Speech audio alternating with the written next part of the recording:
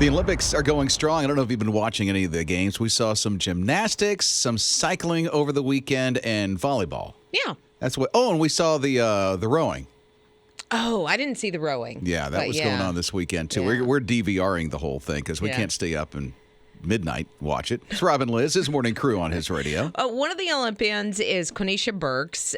She has such a cool story, and I love that we get these stories from the Olympics every 4 years. But she was raised by her grandparents, and she needed to bring some money into the household while she was growing up. So she went to work for McDonald's. So she's working for McDonald's. She's training. She's in school. I mean, she's got a lot going on. Initially, she wasn't sure if she wanted to maybe try out for the Olympics in basketball or in track, but finally decided after she placed third at like a national junior Olympics thing in track that was the way she was going to go about it. And so she's competing in the Summer Olympics. Did I hear you say Tokyo. she worked at McDonald's? She did. Like, she worked at McDonald's, and I don't know if she was working full time, but she was still working. She was in school. She was, training for either basketball or track. So this is from McDonald's to Olympics. Yeah. That's crazy cool. Right? I think so, too. And what's so cool is she's so excited about going to Tokyo. She even got the airline pilot to let her sit in the cockpit. Well, that's nice. And I know, and even had the hat on and had controls. They were still on the ground. She doesn't know how to fly yet. But yeah, I just love stories like that when you can see how hard people work to attain their dreams. Yeah, and she definitely did that. From McDonald's to Olympian. Way to go. Rob and Liz. His morning crew. I'll never know what it's like to be a cat person. Me either. I'm allergic to cats. I cannot be around cats. I sneeze. I get into hives. Literally, when I was engaged to my wife, she lived an hour away. So I would stay at a friend's house, a couple's house, on the weekends, and then we would spend the weekend together. And they had a cat, and it slept on my face. And when I woke up, you should have seen my face. Oh, no. It was swollen. I could not open my eyes. No wonder you could breathe. Crazy. Oh, it was nuts. It was nuts. So, as you can tell, I can't be a cat person for a certain reason. Right. I'm a dog guy. But now Netflix is coming out with this show called Cat People. And so they try to break, as Liz just said, the stereotypes of what cat people are. Because I guess there's a stereotype. I don't know.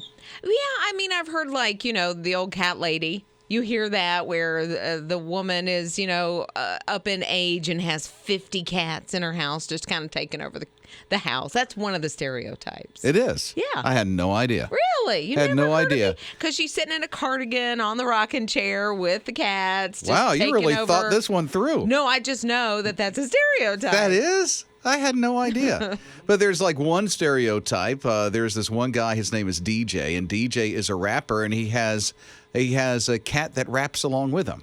And then there's another one that has a surfing cat, which you think cats are afraid of water, but not this one. This one surfs. Oh, I hope they didn't declaw it because, I have no idea. when cats get near water, here come the claws and they're ready to take you out. Maybe that's how the cat stays on the surfboard. You know what? Who knows? That would work. That makes sense, doesn't it? That would absolutely Right? work. But the rapping cat, I got to find out more about this cat. There's another one where there's this old lady in a cardigan that has 50. Oh, no, I'm sorry. That's Liz's stereotype of cat. Wait, hold up. That is not Liz's stereotype. That's the world stereotype. It is? I've never heard of that stereotype. How have you never heard of that?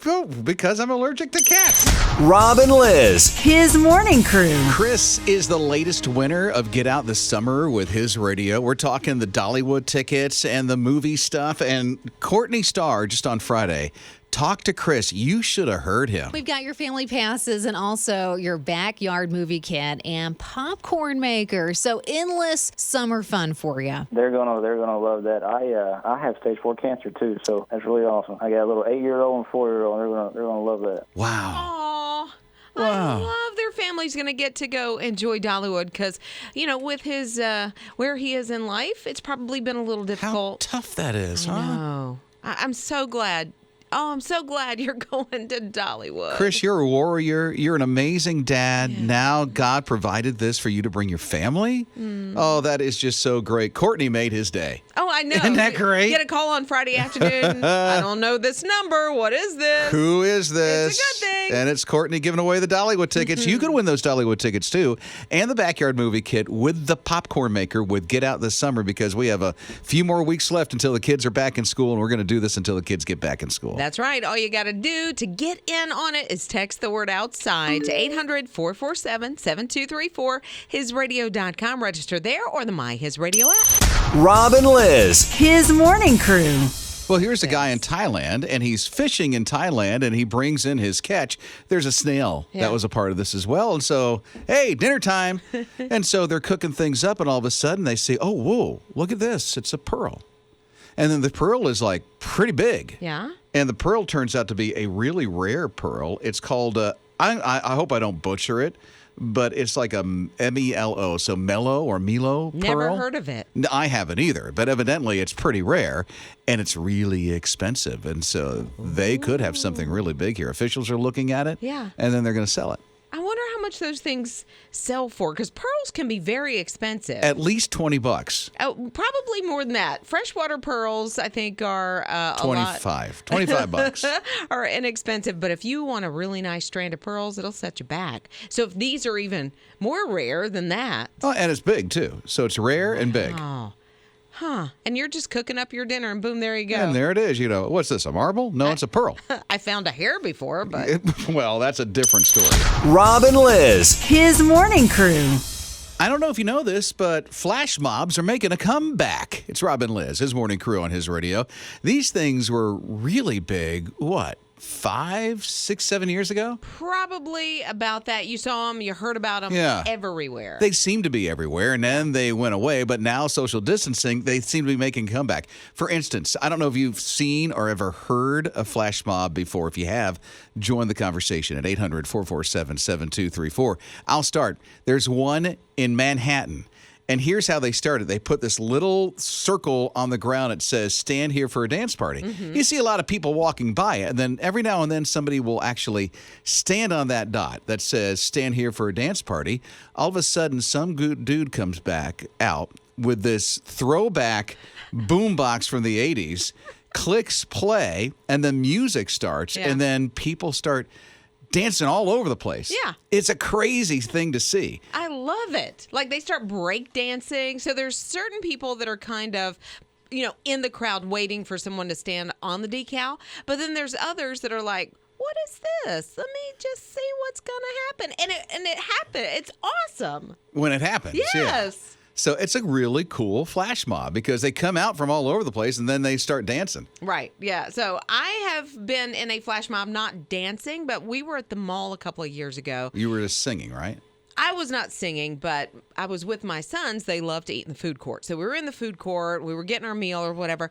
And all of a sudden we start hearing somebody sing a Christmas carol. And I wish for the life of me I could remember which one it was. And then somebody else. And they were strategically placed all over the food court. And so all of a sudden everybody was singing.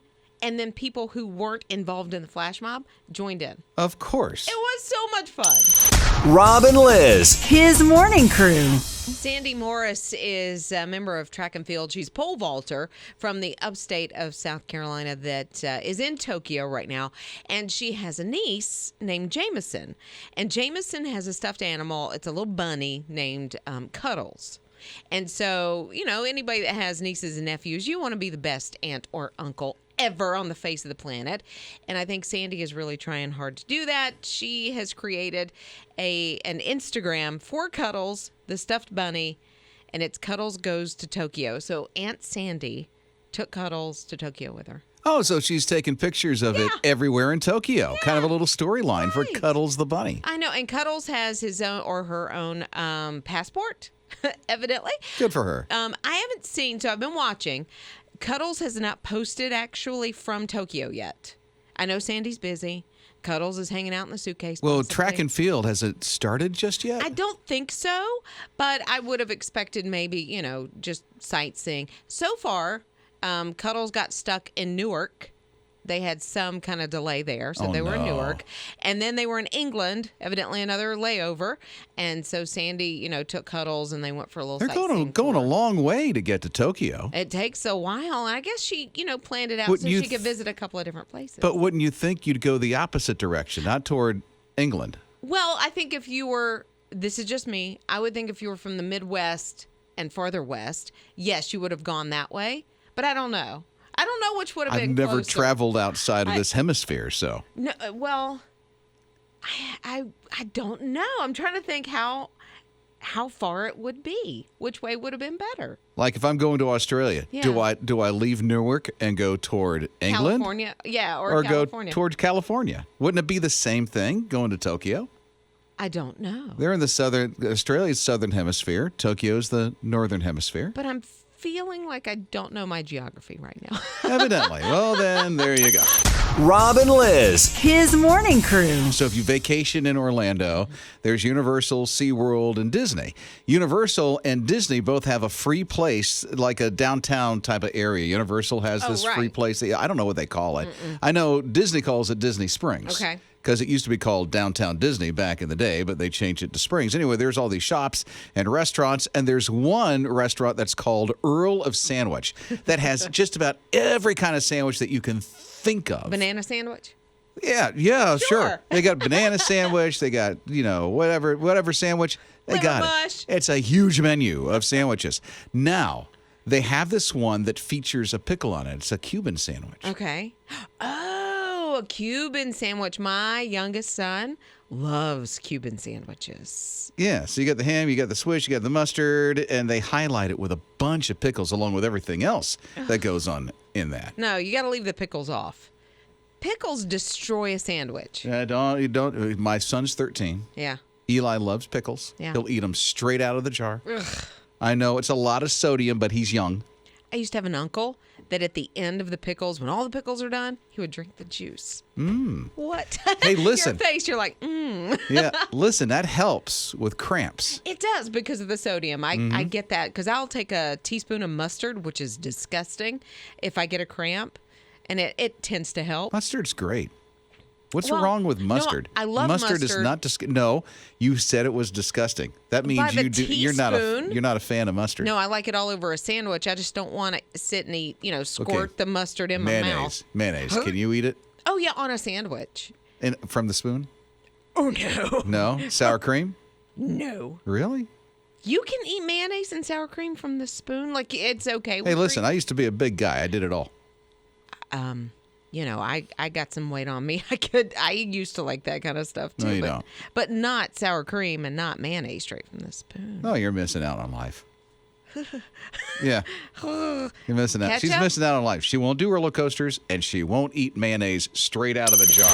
Rob and Liz. His morning crew. So I stumbled upon this voice actor. You know, on YouTube, you're watching YouTube channels, you get this whole recommended thing. So this young lady, her name is Shelby. She's a voice actor, and she posted on how to do Disney princesses voices. Oh, some of the characters. Okay. Yeah, see- Oh, this sounds fun. I knew Liz would like this because she can mimic a lot of different voices. Sometimes. You can impersonate a lot of different voices, especially character voices like that. So now listen to what Shelby says here. This is a very big day, Pascal.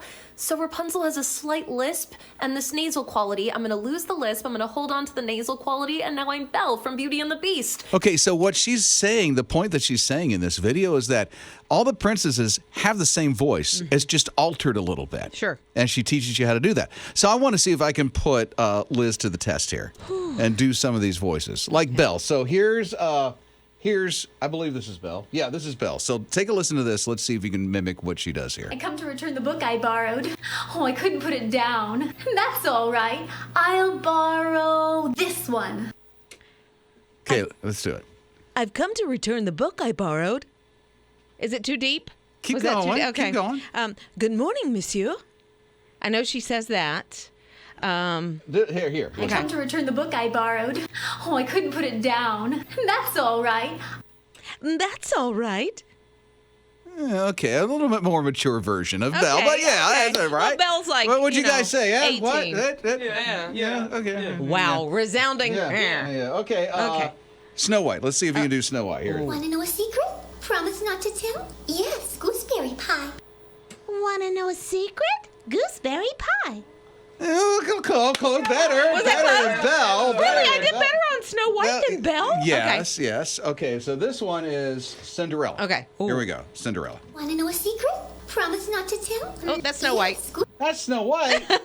Well, then who's this one? Who's this one? I'll borrow That's this Belle. one. That's Belle. Yeah, Oh, it's my favorite. Who's that? Oh, it's my favorite. that's Belle. That's Belle. Okay, well then I don't have Cinderella. Oh, because Want to know a Cinderella's secret? way like she's Want to know deeper. a secret?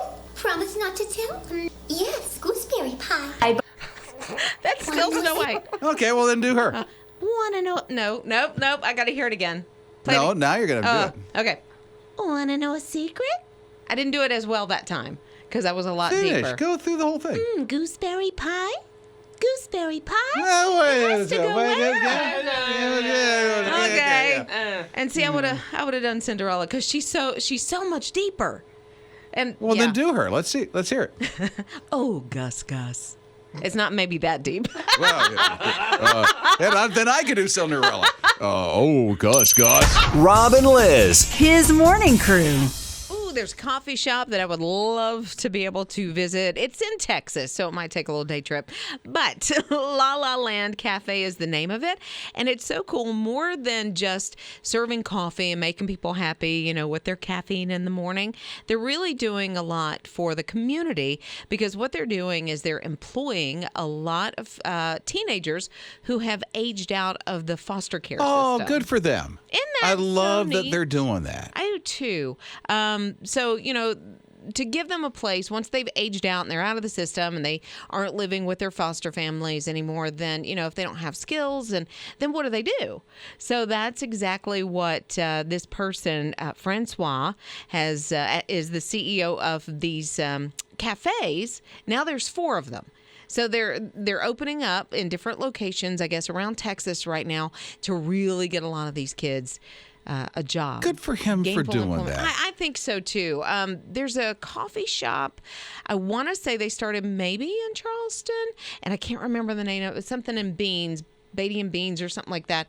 But they employ like special needs from what I understand. And I love that you can take your business model and give back to the community in such a way. And that's dear to my heart when it comes to the foster Yeah. care system because we've had many foster kids in our home. That's how Eli is in our family Yeah. because he was our first placement. It was like God gave us our last child, which was Eli. Through foster care, which is amazing. As soon as he came into our family, we knew it was a Dempsey. Just like that.